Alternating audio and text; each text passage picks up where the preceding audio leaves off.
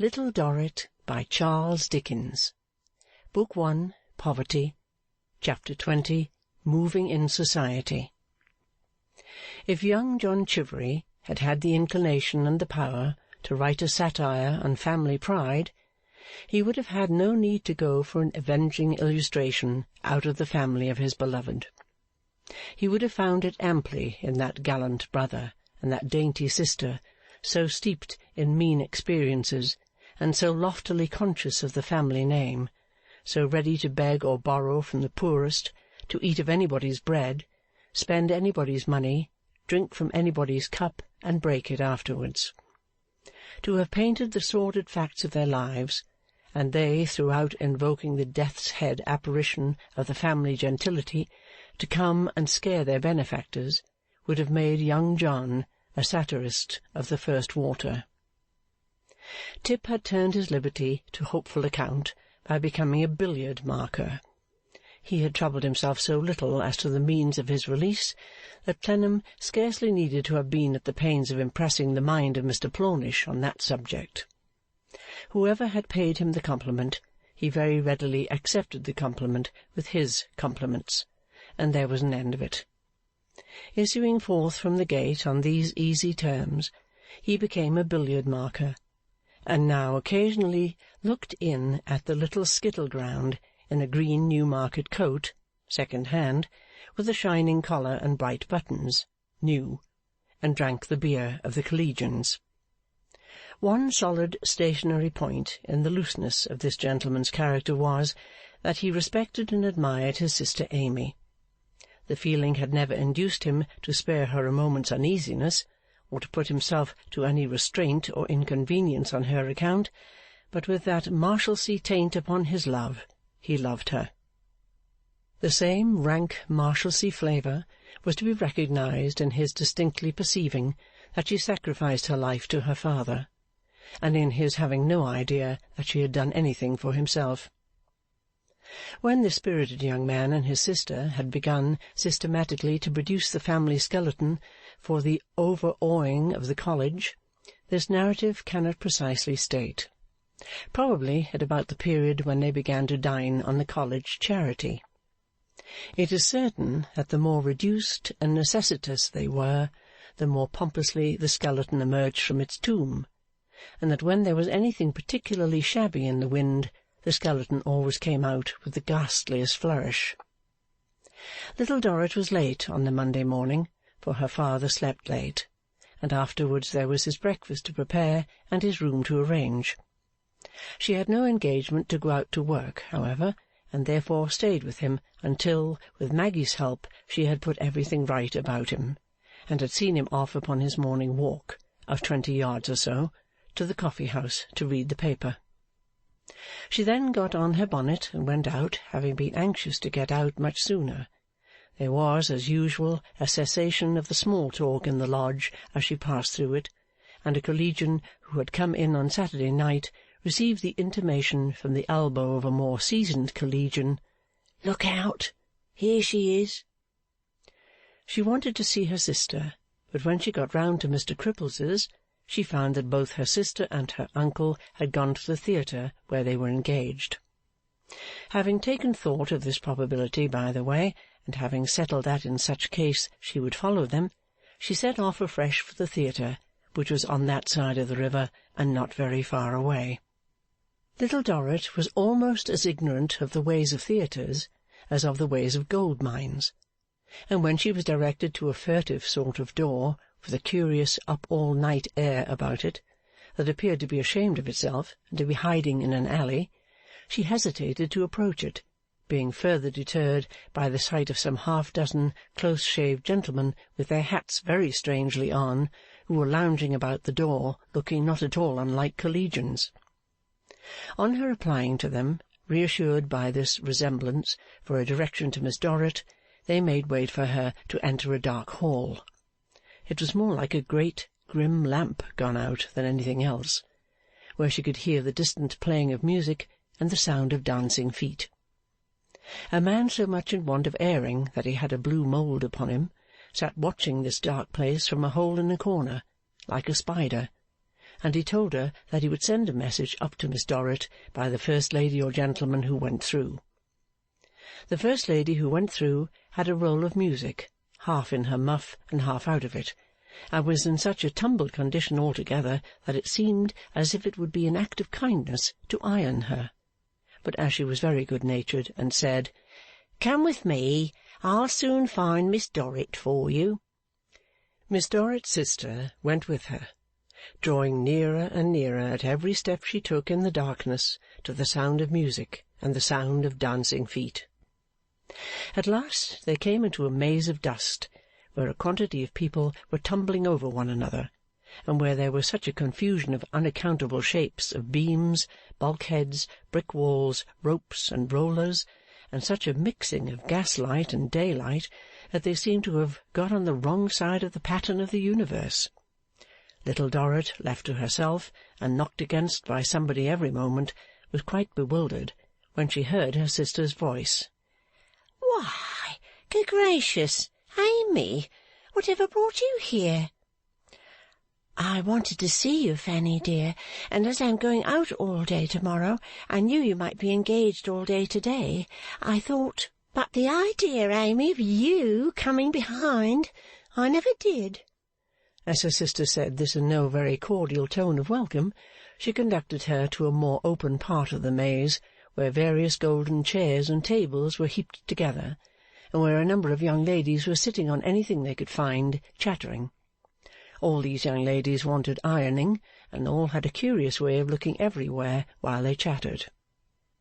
Just as the sisters arrived here, a monotonous boy in a Scotch cap put his head round a beam on the left and said, "Less noise there, ladies," and disappeared, immediately after which a sprightly gentleman with a quantity of long black hair looked round a beam on the right and said, "Less noise there, darlings," and also disappeared.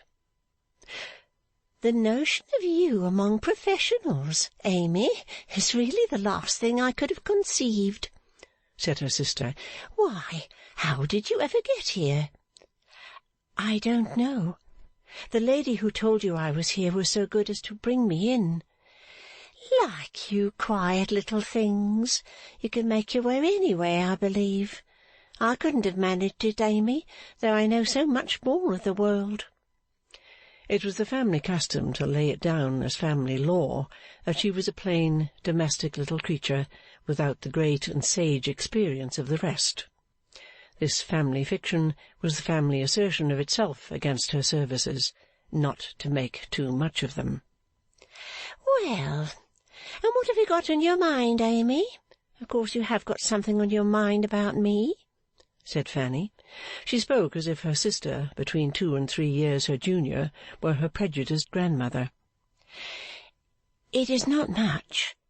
But since you told me of the lady who gave you the bracelet, Fanny—" The monotonous boy put his head round the beam on the left and said, "Look out there, ladies," and disappeared.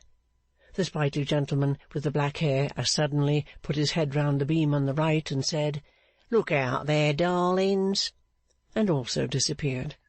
Thereupon all the young ladies rose and began shaking their skirts out behind. "Well, Amy," said Fanny, doing as the rest did, "what were you going to say?" "Since you told me a lady had given you the bracelet you showed me, Fanny, I have not been quite easy on your account, and indeed want to know a little more, if you will confide more to me." "Now, ladies," said the boy in the Scotch cap. "Now, darlings," said the gentleman with the black hair. They were every one gone in a moment, and the music and the dancing feet were heard again. Little Dorrit sat down in a golden chair, made quite giddy by these rapid interruptions. Her sister and the rest were a long time gone, and during their absence a voice, it appeared to be that of the gentleman with the black hair, was continually calling out through the music, 1, 2, 3, 4, 5, 6, go! 1, 2, 3, 4, 5, 6, go!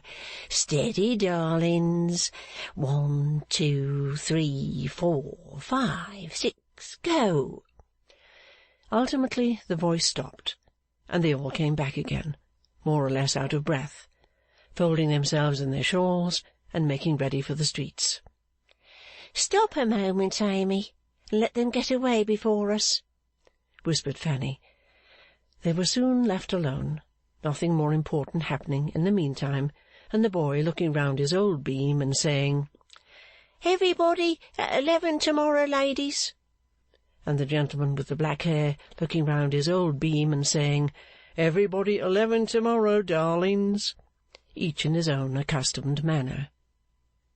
When they were alone, something was rolled up, or by other means got out of the way, and there was a great empty well before them, looking down into the depths of which Fanny said, "Now, uncle." Little Dorrit, as her eyes became accustomed to the darkness, faintly made him out at the bottom of the well, in an obscure corner by himself, with his instrument in its ragged case under his arm. The old man looked as if the remote high gallery windows, with their little strip of sky, might have been the point of his better fortunes, from which he had descended until he had gradually sunk down below there to the bottom. He had been in that place 6 nights a week for many years, but had never been observed to raise his eyes above his music-book, and was confidently believed to have never seen a play. There were legends in the place that he did not so much as know the popular heroes and heroines by sight, and that the low comedian had mugged at him in his richest manner 50 nights for a wager, and he had shown no trace of consciousness. The carpenters had a joke to the effect that he was dead, without being aware of it, and the frequenters of the pit supposed him to pass his whole life, night and day, and Sunday and all, in the orchestra. They had tried him a few times with pinches of snuff offered over the rails, and he had always responded to this attention with a momentary waking up of manner that had the pale phantom of a gentleman in it. Beyond this, he never, on any occasion, had any other part in what was going on than the part written for the clarionet. In private life, where there was no part for the clarionet, he had no part at all. Some said he was poor, some said he was a wealthy miser, but he said nothing, never lifted up his bowed head, never varied his shuffling gait by getting his springless foot from the ground. Though expecting now to be summoned by his niece, he did not hear her until she had spoken to him 3 or 4 times, nor was he at all surprised by the presence of 2 nieces instead of 1, but merely said in his tremulous voice, "I am coming, I am coming," and crept forth by some underground way which emitted a cellarous smell. "And so, Amy," said her sister, when the 3 together passed out at the door that had such a shamed-faced consciousness of being different from other doors, the uncle instinctively taking Amy's arm as the arm to be relied on. "So, Amy, you're curious about me?" She was pretty, and conscious, and rather flaunting, and the condescension with which she put aside the superiority of her charms and of her worldly experience, and addressed her sister on almost equal terms, had a vast deal of the family in it. "I am interested, Fanny, and concerned in anything that concerns you." "So you are, and you are the best of Amys. If I am ever a little provoking, I am sure you'll consider what a thing it is to occupy my position, and feel a consciousness of being superior to it. I shouldn't care," said the daughter of the father of the Marshalsea, "if others were not so common. None of them have come down in the world as we have. They are all on their own level. Common." Little Dorrit mildly looked at the speaker, but did not interrupt her. Fanny took out her handkerchief and rather angrily wiped her eyes. "I was not born where you were, you know, Amy, and perhaps that makes a difference. My dear child, when we get rid of uncle, you shall know all about it. We'll drop him at the cook's shop, where he is going to dine." They walked on with him until they came to a dirty shop window in a dirty street, which was made almost opaque by the steam of hot meats, vegetables, and puddings. But glimpses were to be caught of a roast leg of pork, bursting into tiers of sage and onion, in a metal reservoir full of gravy, of an unctuous piece of roast beef and blisterous Yorkshire pudding, bubbling hot in a similar receptacle, of a stuffed fillet of veal in rapid cut, of a ham in a perspiration with the pace it was going at, of a shallow tank of baked potatoes glued together by their own richness, of a truss or two of boiled greens, and other substantial delicacies. Within were a few wooden partitions, behind which such customers as found it more convenient to take away their dinners in stomachs than in their hands, packed their purchases in solitude. Fanny, opening her reticule as they surveyed these things, produced from that repository a shilling, and handed it to Uncle. Uncle, after not looking at it a little while, divined its object, and muttering, "Dinner! Ah, yes, yes, yes," slowly vanished from them into the mist. "Now, Amy," said her sister, "come with me, if you are not too tired to walk to Harley Street, Cavendish Square."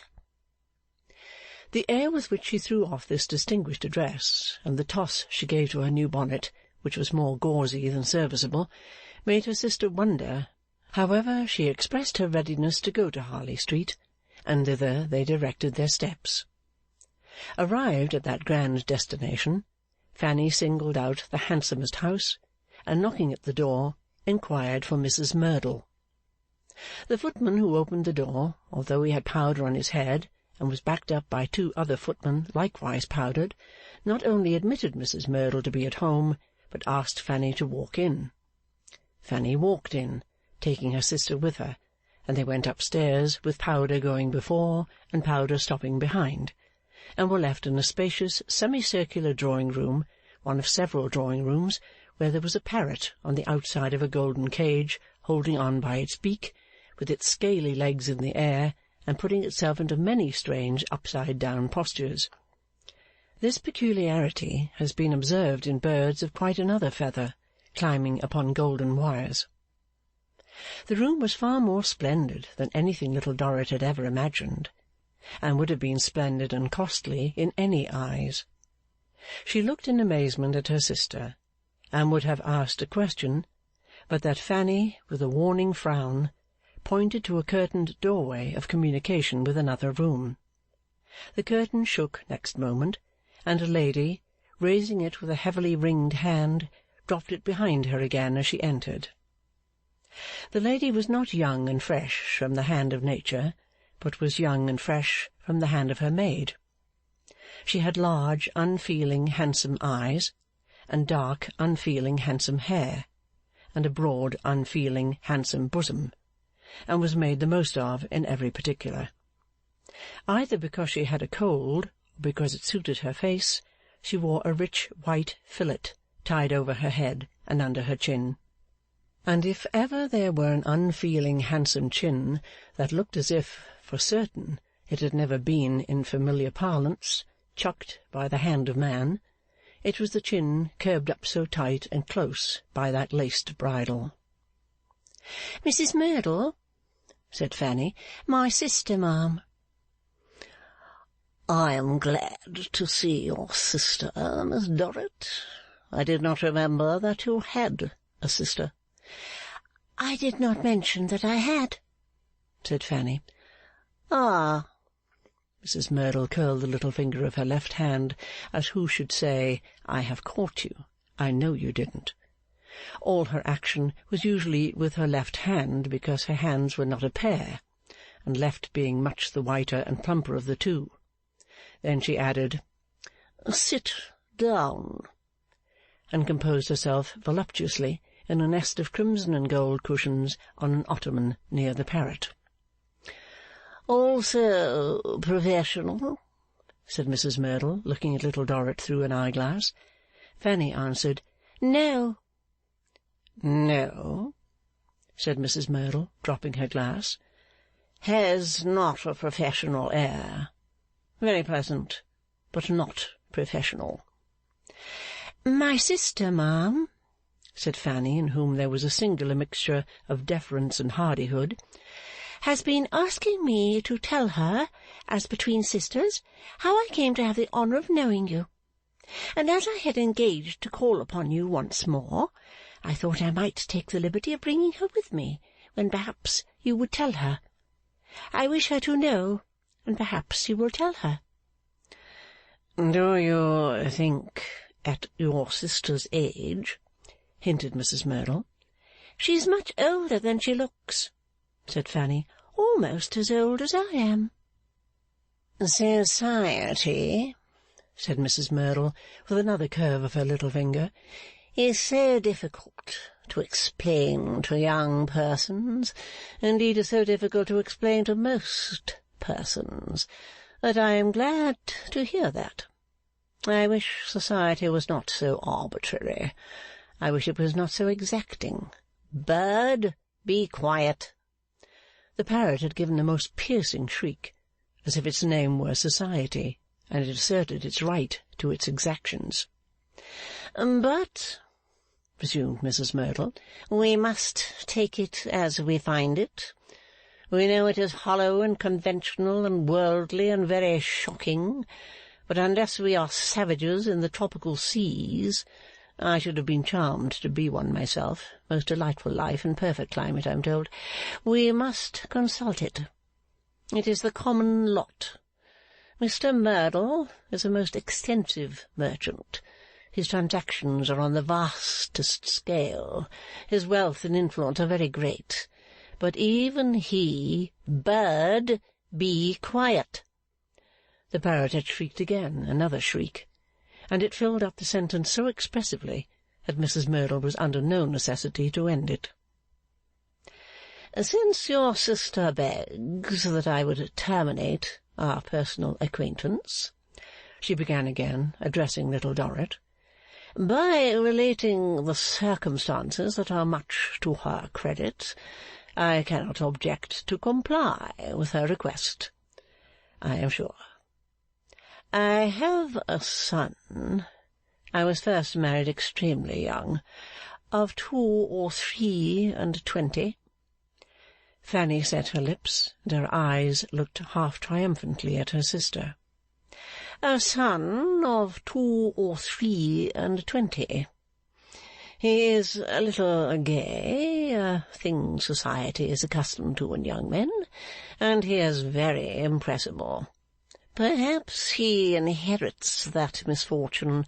I am very impressible myself by nature, the weakest of creatures. My feelings are touched in a moment.' She said all this, and everything else, as coldly as a woman of snow, quite forgetting the sisters except at odd times, and apparently addressing some abstraction of society, for whose behoof, too, she occasionally arranged her dress, or the composition of her figure, upon the ottoman. 'So he is very impressible. Not a misfortune in our natural state, I dare say, but we are not in a natural state. Much to be lamented, no doubt, particularly by myself, who am a child of nature, if I could but show it. But so it is. Society suppresses us and dominates us. Bird, be quiet!' The parrot had broken into a violent fit of laughter, after twisting divers bars of his cage with his crooked bill, and licking them with his black tongue. 'It is quite unnecessary to say to a person of your good sense, wide range of experience, and cultivated feeling,' said Mrs Merdle from her nest of crimson and gold, and there put up her glass to refresh her memory as to whom she was addressing, 'that the stage sometimes has a fascination for young men of that class of character. And saying the stage, I mean the people on it, of the female sex. Therefore, when I heard that my son was supposed to be fascinated by a dancer, I knew what that usually meant in society, and confided in her being a dancer at the opera, where young men moving in society are usually fascinated.' She passed her white hands over one another, observant of the sisters now, and the rings upon her fingers grated against each other with a hard sound. 'As your sister will tell you, when I found what the theatre was, I was much surprised. and much distressed. But when I found that your sister, by rejecting my son's advances, I must add in an unexpected manner, had brought him to the point of proposing marriage, my feelings were of the profoundest anguish, acute. She traced the outline of her left eyebrow and put it right. In a distracted condition which only a mother moving in society can be susceptible of, I determined to go myself to the theatre and represent my state of mind to the dancer. I made myself known to your sister. I found her, to my surprise, in many respects different from my expectations, and certainly in none more so than in meeting me with, what shall I say, a sort of family assertion on her own part. Mrs. Merdle smiled. I told you, ma'am, said Fanny, with a heightening colour, that although you found me in that situation, I was so far above the rest that I considered my family as good as your son's, and that I had a brother who, knowing the circumstances, would be of the same opinion, and would not consider such a connection any honour.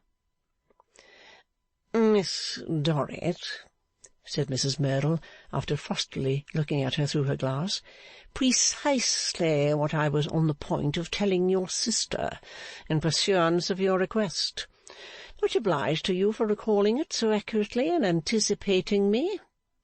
I immediately, addressing Little Dorrit, for I am the creature of impulse, took a bracelet from my arm, and begged your sister to let me clasp it on hers, in token of the delight I had in our being able to approach the subject so far on a common footing. This was perfectly true, the lady having bought a cheap and showy article on her way to the interview with a general eye to bribery. And I told you, Mrs. Merdle, said Fanny, that we might be unfortunate, but we are not common. I think the very words, Miss Dorrit, assented Mrs. Merdle. And I told you, Mrs. Merdle, said Fanny, that if you spoke to me of the superiority of your son's standing in society, it was barely possible that you rather deceived yourself in your suppositions about my origin, and that my father's standing, even in the society in which he now moved, what that was best known to myself, was eminently superior, and was acknowledged by every one. Quite accurate, rejoined Mrs. Merdle. A most admirable memory. Thank you, ma'am. Perhaps you will be so kind as to tell my sister the rest. There is very little to tell, said Mrs. Merdle, reviewing the breadth of bosom, which seemed essential to her having room enough to be unfeeling in. But it is to your sister's credit. I pointed out to your sister the plain state of the case, the impossibility of the society in which we move, recognizing the society in which she moved, though charming, I have no doubt.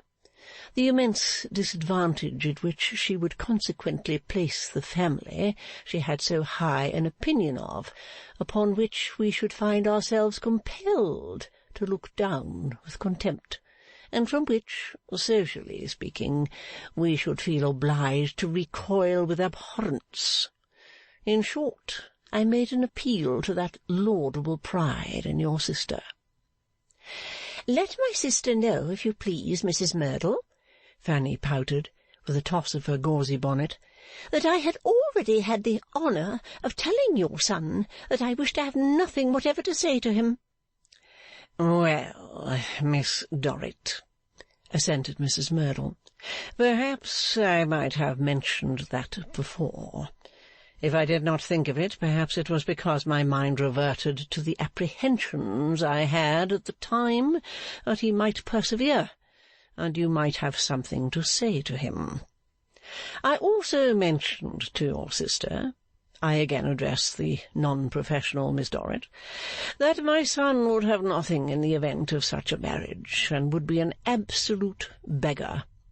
I mention that merely as a fact which is part of the narrative, and not as supposing it to have influenced your sister, except in the prudent and legitimate way in which, constituted as our artificial system is, we must all be influenced by such considerations.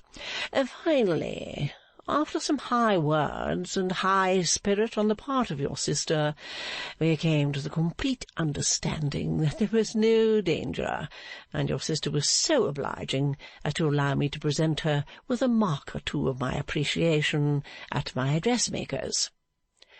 Little Dorrit looked sorry, and glanced at Fanny with a troubled face. Also, said Mrs. Merdle, as to promise to give me the present pleasure of a closing interview and of parting with her on the best of terms, on which occasion, added Mrs. Merdle, quitting her nest and putting something in Fanny's hand, Miss Dorrit will permit me to say farewell with best wishes in my own dull manner. The sisters rose at the same time, and they all stood near the cage of the parrot, as he tore a claw full of biscuit and spat it out, seemed to mock them with a pompous dance of his body without moving his feet, and suddenly turned himself upside down and trailed himself all over the outside of his golden cage with the aid of his cruel beak and black tongue. Adieu, Miss Dorrit, with best wishes, said Mrs. Merdle. If we could only come to a millennium or something of that sort, I, for one, might have the pleasure of knowing a number of charming and talented persons for whom I am at present excluded. A more primitive state of society would be delicious to me. There used to be a poem, when I learnt lessons, something about lo, the poor Indians whose something mind. If a few thousand persons moving in society could only go and be Indians, I would put my name down directly. But as moving in society, we can't be Indians, unfortunately. Good morning. They came downstairs with powder before them and powder behind, the elder sister haughty, and the younger sister humbled, and were shut out into unpowdered Harley Street, Cavendish Square. Well, said Fanny, when they had gone a little way without speaking, have you nothing to say, Amy? Oh, I don't know what to say, she answered, distressed. You didn't like this young man, Fanny? Like him? He's almost an idiot. I'm so sorry. Don't be hurt. But since you ask me what I have to say, I am so very sorry, Fanny, that you suffered this lady to give you anything. You little fool, returned her sister, shaking her with a sharp pull she gave her arm. Have you no spirit at all? But that's just the way. You have no self-respect. You have no becoming pride, just as you allow yourself to be followed about by a contemptible little chivery of a thing, with the scornfullest emphasis. You would let your family be trodden on, and never turn. Don't say that, dear Fanny. I do what I can for them. You do what you can for them, repeated Fanny, walking her on very fast. Would you let a woman like this, whom you could see if you had any experience of anything, to be as false and insolent as a woman can be? Would you let her put her foot upon your family and thank her for it? No, Fanny, I'm sure. Then make her pay for it, you mean little thing. What else can you make her do? Make her pay for it, you stupid child, and do your family some credit with the money. They spoke no more all the way back to the lodging where Fanny and her uncle lived. When they arrived there, they found the old man practising his clarionet in the dolefullest manner in a corner of the room. Fanny had a composite meal to make, of chops and porter and tea, and indignantly pretended to prepare it for herself, though her sister did all that in quiet reality. When at last Fanny sat down to eat and drink, she threw the table implements about, and was angry with her bread, much as her father had been last night. If you despise me, she said, bursting into vehement tears, because I am a dancer, why did you put me in the way of being one? It was your doing. You would have me stoop as low as the ground before this Mrs. Merdle, and let her say what she liked, and do what she liked, and hold us all in contempt, and tell me so to my face, because I am a dancer. Oh, Fanny! And Tip, too, poor fellow. She is to disparage him just as much as she likes, without any check. I suppose because he had been in the law, and the docks, and different things. Why, it was your doing, Amy. You might at least approve of his being defended. All this time the uncle was dolefully blowing his clarionet in the corner, sometimes taking it an inch or so from his mouth for a moment while he stopped to gaze at them, with a vague impression that somebody had said something. And your father, your poor father, Amy, because he is not free to show himself and to speak for himself, you would let such people insult him with impunity. If you don't feel for yourself because you go out to work, you might at least feel for him, I should think, knowing what he has undergone so long. Poor Little Dorrit felt the injustice of this taunt rather sharply. The remembrance of last night added a barbed point to it. She said nothing in reply, but turned her chair from the table towards the fire. Uncle, after making one more pause, blew a dismal wail and went on again. Fanny was passionate with the teacups and the bread, as long as her passion lasted, and then protested that she was the wretchedest girl in the world, and she wished she was dead. After that her crying became remorseful, and she got up and put her arms round her sister. Little Dorrit tried to stop her from saying anything, but she answered that she would, she must. Thereupon she said again and again, I beg your pardon, Amy, and forgive me, Amy, almost as passionately as she had said what she regretted. But indeed, Amy, she resumed when they were seated in sisterly accord side by side, I hope and I think you would have seen this differently if you had known a little more of society. Perhaps I might, Fanny, said the mild Little Dorrit.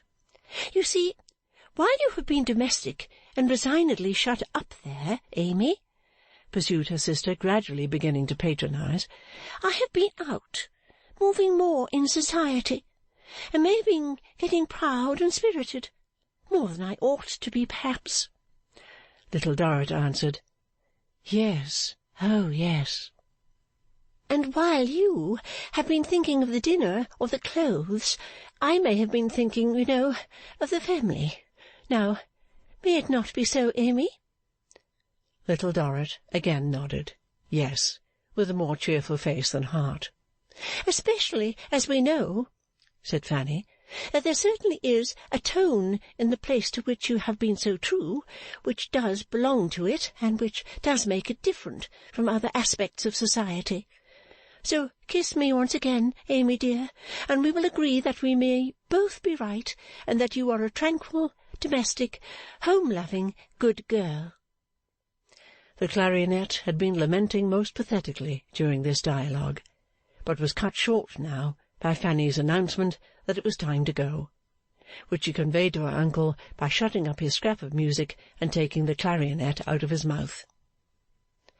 Little Dorrit parted from them at the door, and hastened back to the Marshalsea. It fell dark there sooner than elsewhere, and going into it that evening was like going into a deep trench. The shadow of the wall was on every object, not least upon the figure in the old grey gown and the black velvet cap, as it turned towards her when she opened the door of the dim room. Why, not upon me too, thought Little Dorrit, with the door yet in her hand. It was not unreasonable in Fanny. End of Book 1, Chapter 20.